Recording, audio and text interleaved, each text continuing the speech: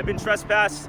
I'm headed to the hospital, making sure Pasha's alive. In an ironic twist of fate, the church themselves beat the shit out of us. From what it sounds like, beat the shit out of Pasha. So we're gonna check in.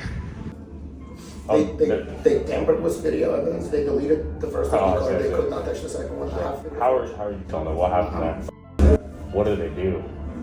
They ran me over with a golf cart twice. He said I'm gonna die today. He threw me into the middle of the active roadway in front of a semi-truck. He beat my head on the asshole. Okay. Like 4 or 5 people were on top of me. Yeah. Beating on my head, ankles, knees. They snagged the camera out. They hit my head with the camera.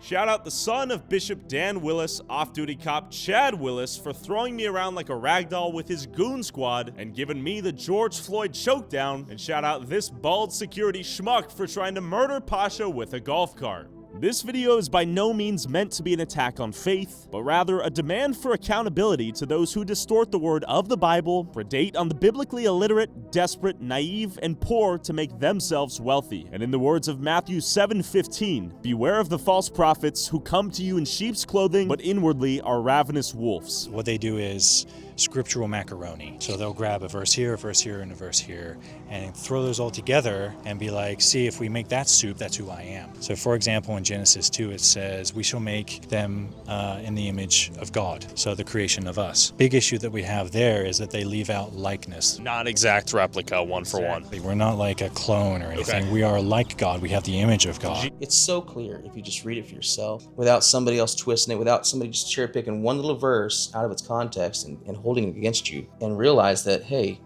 they've been lying to me the whole time. God, he is big enough and more than capable of communicating what he wants us to know. Go back and look exactly at what he said.